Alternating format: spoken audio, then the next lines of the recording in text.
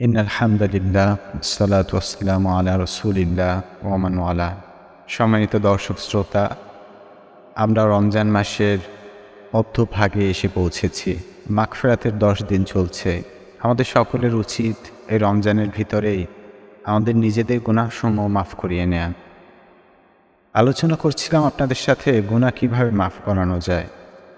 আজকে আল্লাহ রাসূল সাল্লাল্লাহু আলাইহি ওয়াসাল্লামের একটি হাদিস নিয়ে আপনাদের সামনে এসেছি, যে হাদিসে আল্লাহ রাসূল সাল্লাল্লাহু আলাইহি ওয়াসাল্লাম সাহাবায়ে কিরামদের মাধ্যমে আমাদের বলে দিয়েছেন কিভাবে আমরা আমাদের গুনাহসমূহ মাফ করাবো।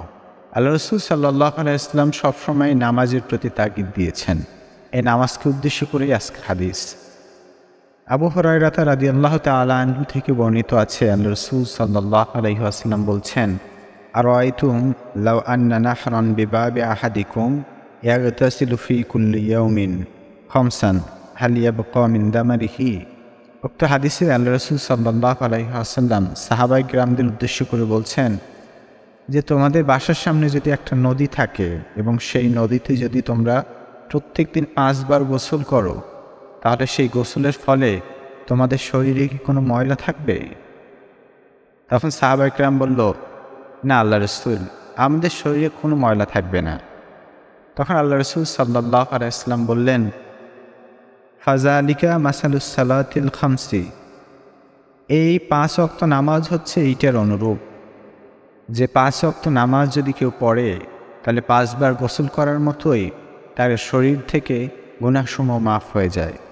5 ওয়াক্ত নামাজও এটার মতোই, যদি কোনো ব্যক্তি 5 বার গোসল করার ফলে শরীর থেকে ময়লা চলে যায়, তেমনিভাবে 5 বার নামাজ আদায় করলে তেমনিভাবে আল্লাহ তাআলা ঘোষণা করছে, ইয়ামহুল্লাহু বিহিন্নাল খাতায়া, 5 ওয়াক্ত নামাজের ফলে তার জীবনের সমস্ত গুনাহ আল্লাহ তাআলা মাফ করে দেবেন।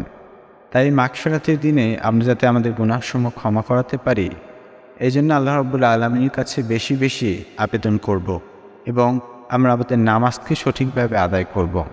আল্লাহ রাব্বুল আলামিন আমাদেরকে নামাজ ঠিকভাবে পড়ে গুনাহসমূহ মাফ করিয়ে তারপর যাতে আমরা জান্নাত লাভ করতে পারি সেই তৌফিক দান করুক। ওয়া আখিরু দাওয়ানা আলহামদুলিল্লাহি রাব্বিল আলামিন।